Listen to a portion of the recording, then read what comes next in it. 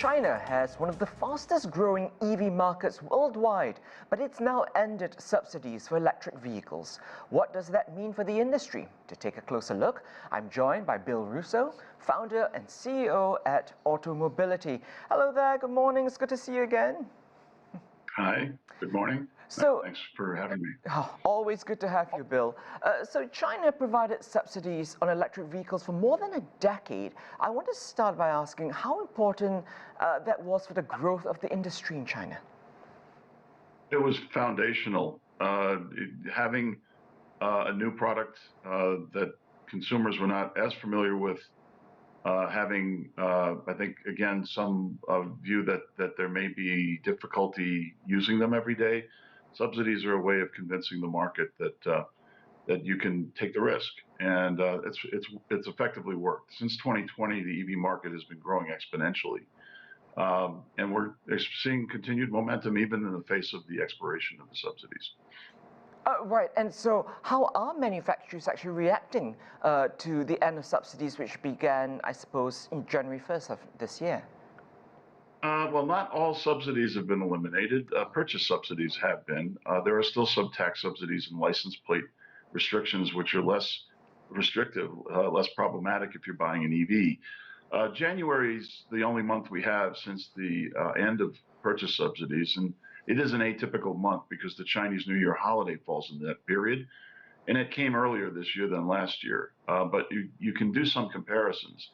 Passenger vehicle sales overall were down 30% in January, but new energy vehicle sales were only down 6.3%. So by comparison, consumer interest is definitely skewed toward new energy vehicles. Really interesting.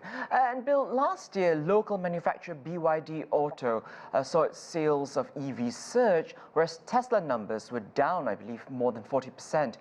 What do you think accounts for that? Well, BYD is a dominant player in the segment. They have very strong. They have 38% of the segment in January. They sold over 154,000 units. So they have very strong supply chain integration, in particular batteries. BYD was a battery company long before they became an automobile company. Then they have fresh products priced very competitively, affordably priced vehicles, in particular the BYD Song, which represents 1/3 of their volume, grew. I think the percentages last year were about 140% increase over last year. They sold nearly 500,000 of units of that one vehicle in 2022. So BYD's strength is born out of deep integration of their battery supply chain and cost competitiveness. Right, so it is really sort of like taking the market in China, but do you see BYD and perhaps other Chinese EV brands breaking through the global market? Well, definitely. Foreign brands are definitely at risk of losing their dominance in China.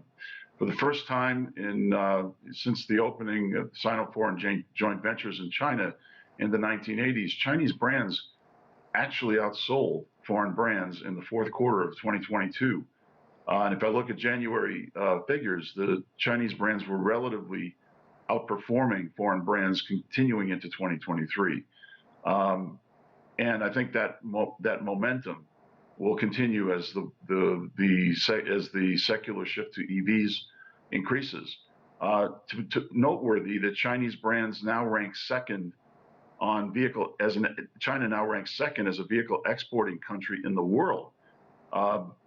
Between Japan and Germany, it's now ahead of Germany. And it's the top EV exporting country in the world with exports of about 680,000 units in 2022. Exciting times ahead for the EV industry. Bill Russo is the founder and CEO of Automobility. We thank you for your time as always. My pleasure.